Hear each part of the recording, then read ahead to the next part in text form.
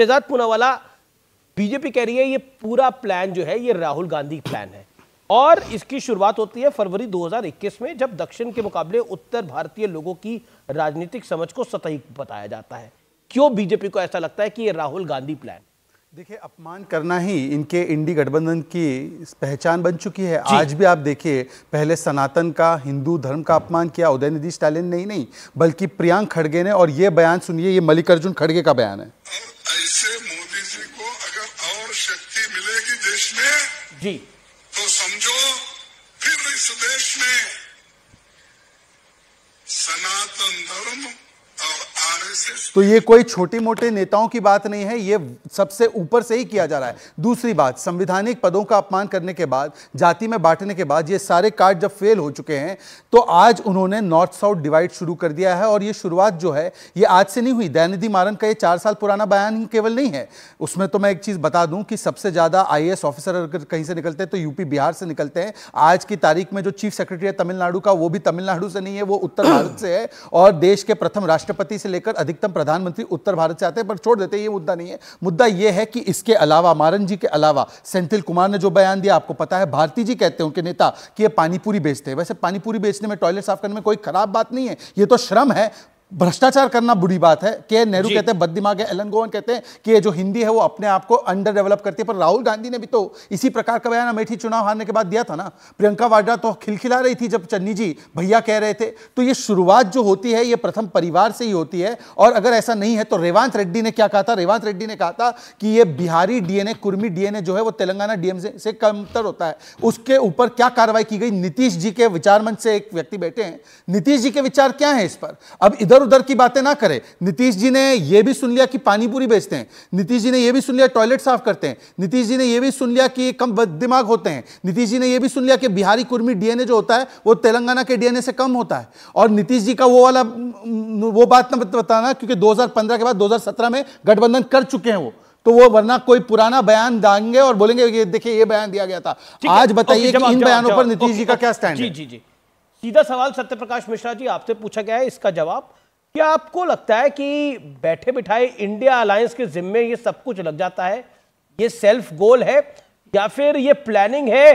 दक्षिण में तो इंडिया अलायंस अच्छा करे, ऐसा पॉलिटिकल आकलन है इंडिया गठबंधन का ही कि दक्षिण में तो अच्छा करेगा, लेकिन उत्तर भारत में थोड़ा नुकसान होगा, वो हम जाति काट खेल के बचा लेंगे। रणनीति ये है इंडिया अलायंस की। अमिश देवगन जी, उत्तर से दक्षिण तक इंडिया अलायंस की 28 पार्टियां एक साथ जो जुट गई हैं और उसकी 4 मीटिंग्स जो हो गई हैं, तो ये सो कॉल्ड एनडीए के तमाम लोगों के बीच एक खलबली मची है कि इनके बीच दिखाओ कहीं कोई लड़ाई है, कहीं कोई छेद है, कहीं कोई दिक्कत है। नीतीश जी नाराज हो गए तो उसने ये कह दिया। अरे नीतीश जी की आधुनिक भारतीय राजनीति में आज के दौर में सबसे बड़ी उपलब्धि है कि 28 पॉलिटिकल पार्टी जो अलग अलग विचारधाराओं की हैं उसको लोकतंत्र और संविधान के मूल्यों पर एक साथ एक मंच पर खड़ा किया। यह सबसे बड़ी उपलब्धि है आज के तिथि में, आज की तारीख में। रही बात दयानिधि मारन कुछ कह देते हैं, सत्यप्रकाश जी आपकी बात का सम्मान है, उपलब्धि है, सबको एक मंच पे खड़ा करा, लेकिन वो ये सब बहुत बड़ी बात है। 28 पॉलिटिकल पार्टी अलग अलग विचारधाराओं की पार्टी हैं, अलग अलग विचारधाराओं की पार्टी को यदि एक साथ एक मंच पर किसी व्यक्ति ने खड़ा किया है, आप मुझे अगर बोलने नहीं देंगे तो मैं बोल नहीं पाऊंगा। एग्री करते हैं अमिश जी, मुझे बोलने दीजिए। बोलने दे रहा हूं मैं आपको। अगर कोई व्यक्ति इस तरह की क्षुद्र टिप्पणी करता है, वो किसी भी पार्टी का नेता हो, निंदनीय है। ये शहजाद जी ने एक बात बहुत अच्छी कही कि कोई काम करना खराब नहीं है, लेकिन आप किसी को टारगेट करके उसको निम्न स्तर का बताएंगे, ये निंदनीय है।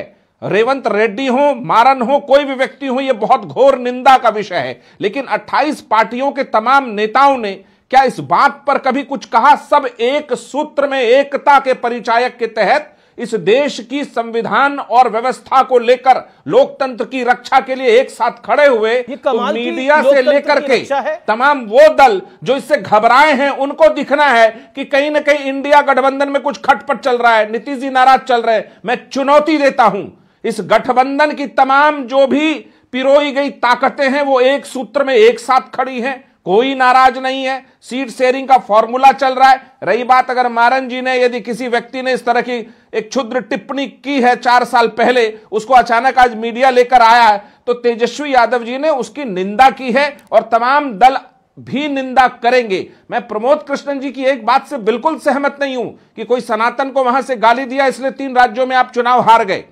क्योंकि उसके अलग कारण हो सकते हैं, लेकिन ये देश सबका है, सर्वधर्म समभाव का है। अब आपने बोला, आपने आचार्य जी का भी नाम लिया, लेकिन पहले शहजाद का जवाब होगा, फिर आचार्य जी। शहजाद देखिए, एका तो इनमें गजब की है। अभी हमने सुना जेडीयू के एक विधायक गोपाल मंडल ने तो कहा खड़गे फट गए, और जेडीयू के ही सांसद सुनील कुमार पिंटू ने देखिए बीच में बोल गए।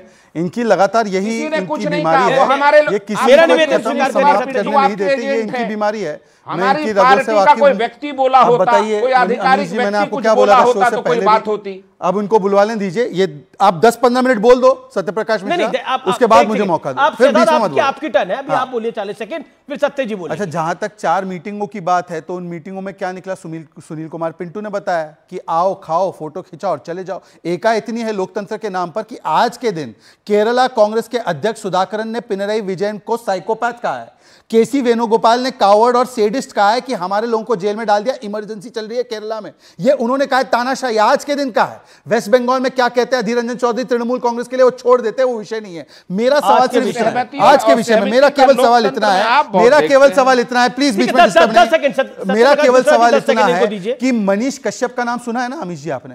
तमिलनाडु में मनीष कश्यप नाम के एक युवक पर एनएसए लगाया गया। तेजस्वी यादव सिर्फ निंदा करेंगे? उन्होंने तो सामाजिक न्याय वाली पार्टी कह दिया डीएमके पार्टी को। आप पूरी बाइट चलाइए, उनके ऊपर एनएसए कब होगा? उदयनिधि स्टैलिन पर एनएसए कब होगा?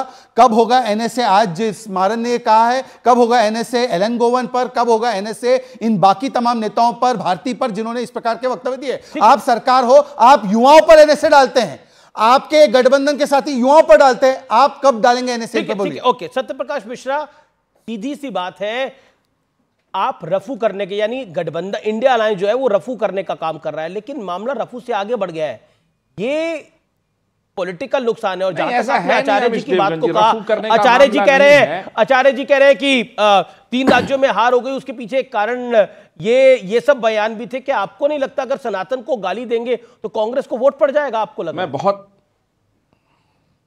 मैं बहुत जिम्मेदारी से अमीश देवगन जी एक बात को दोहरा देता हूं कि यदा कदा किसी भी व्यक्ति के क्षुद्र टिप्पणियों से कोई राज्य का चुनाव नहीं हारा जाता, और इंडिया गठबंधन के तमाम नेताओं की एकता पर कोई इससे प्रश्न नहीं उठता। हम एक लक्ष्य के साथ बढ़े हैं, और वो लक्ष्य हमारा सर्वविदित है कि क्या है, कि मोदी सरकार की जो लगातार तानाशाही है और लोकतांत्रिक रवैया है, और देश में 18 करोड़ रोजगार नहीं दिया, उसके खिलाफ हम खड़े हैं।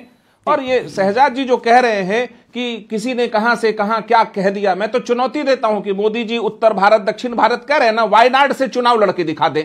बहुत हिम्मत है ना, दक्षिण उत्तर कर रहे हैं। और पूरी पार्टी जो 28 पार्टियां केरल से लेकर के कन्याकुमारी तक एकत्र हुई हैं, उससे जो पीठ में और पेट में दर्द हुआ है एनडीए और भारतीय जनता पार्टी को, उस पर ये सारी बयानबाजी चलेगी। 4 साल पुराना वीडियो आएगा, फिर 15 साल पुराना कोई वीडियो आ जाएगा, फिर अल्पेश ठाकुर, इनके पार्टी में एक व्यक्ति है अल्पेश ठाकुर, और हार्दिक पटेल ने मोदी जी के बारे में क्या कहा आज वही है। शहजाद जी ने 4 साल पहले मोदी जी के बारे में क्या कह रहा था, आज मोदी जी का झुनझुना बजा रहे हैं। मेरी बात समझिए कि वर्तमान मौजूदा हालात में वायनाड से चुनाव लड़ ले, पार्टियां यदि संवैधानिक मूल्यों को लेकर खड़ी है तो खड़ी है, चुनौती है तो लड़ेंगे। मैं रुक करता हूं सुब्राष्ट्रा का। सुब्राष्ट्रा, यूपी बिहार के लोग टॉयलेट साफ करते हैं दक्षिण भारत में जाके। देश के किसी कोने में भी यूपी बिहार के जो लोग हैं वो बड़ा हार्डवर्क करते हैं, उसके बाद बहुत मेहनत करके आगे बढ़ते हैं, वहां पहुंचते हैं, चाहे वो कोई भी काम करे, लेकिन मेहनत में कोई कमी नहीं छोड़ते। लेकिन इस बयान के बाद कहा जाता है कि एक बयान पर चुनाव हारे और जीते नहीं जाते। 3 राज्यों के भी नतीजे आए हैं हिंदी पट्टी के, साफ हो गई है देश की सबसे पुरानी पार्टी। क्या आपको लगता है कि अभी भी लोग समझ नहीं रहे हैं, या समझाया नहीं जा रहा है, या समझ के भी अनदेखा कर रहे हैं? और क्या यूपी बिहार के लोग टॉयलेट साफ करने के लिए जाते हैं दक्षिण भारत के अंदर? एक बिहारी होने के नाते आपकी राय क्या है इसमें? आमिश जी, मैं बिहारी होने के नाते भी राय देना चाहूंगी, और राजनीतिक गलियारों में जो कुछ भी अभी तक मैंने सीखा है, कैंपेन्स के दौरान और कम्युनिकेशन प्लानिंग के दौरान, मैं उसमें 2-3 बातें मैं बताना चाहूंगी। पहली बात तो ये कि इन बयानों का फर्क पड़ता है। इन बयानों का फर्क इसलिए पड़ता है क्योंकि नीतीश जी ने ही 2015 चुनाव में बिहारी डीएनए को लेकर के जब टिप्पणी की थी तब प्रधानमंत्री मोदी ने टिप्पणी की थी। याद कीजिए कितना बड़ा कैंपेन लॉन्च किया था। अगर मैं बात मान लूं कि कुछ नेताओं के बयानों का फर्क नहीं पड़ता, तो फिर वो कैंपेन लॉन्च क्यों किया गया था? शब्द वापसी कैंपेन था, उस कैंपेन का हिस्सा भी मैं थी। इसलिए मैं कह रही हूं कि ये जो आर्ग्यूमेंट बनाया जा रहा है, ये अपने आप में इनवैलिड आर्ग्यूमेंट है। दूसरी बात, आचार्य प्रमोद कृष्णन जी ने बहुत तीखी टिप्पणियां की हैं अपने इंडिया अलायंस के ऊपर भी और अपनी पार्टी के ऊपर भी, और मुझे लगता है कि यही रवैया अगर विपक्ष अपनाती है, ईमानदारी से लोगों के बीच बिल्कुल साफगोई से अपनी बातें रखती है, तो शायद विपक्ष में लोगों की विश्वसनीयता जागृत होगी। आप देखिए, प्रमोद कृष्णन जी ने जो भी कहा वो गलत नहीं कहा, लेकिन प्रमोद कृष्णन जी ये भूल जाते हैं कि इनकी पार्टी की स्ट्रैटेजी है, जो ऊपर में जो लोग बैठे हुए, जो 3 लोग बैठे हुए हैं, उनको कुछ वामपंथियों ने और कुछ अनार्किस्ट्स ने ये समझा दिया है स्ट्रैटेजी रूम में कि आप जितना नॉर्थ साउथ करेंगे उतना फायदा आपको होगा। अब ये लोग ग्राउंड से इतने कटे हुए हैं, जो खुद तो सुपड़ा साफ हो गया है, और इनको ये समझ में नहीं आ रहा है कि आप हिंदी पट्टी को साथ लिए बिना, लेकिन मेरा काउंटर सवाल है, ये तो डीएमके का नेता कह रहा है, ये इंडिया गठबंधन का कांग्रेस का नेता नहीं कह रहा, डीएमके का नेता कह रहा है, लेकिन पर कांग्रेस पे भी रही है, पर सपा पे भी रही है इसकी, और पर आरजेडी और जेडीयू पे भी रही है। इसका नुकसान होगा 2024 के चुनाव के अंदर। ये बात कोई, इसमें कोई दो राय है नहीं। किसी को लग रहा हो इसका नुकसान नहीं होगा, बिहार की जनता माफ करेगी, उत्तर प्रदेश की जनता माफ करेगी पूरे इंडिया अलायंस को। इसके लिए हमने देखा है इन 3 राज्यों के चुनावों के अंदर प्रत्यक्ष को प्रमाण की आवश्यकता नहीं होती।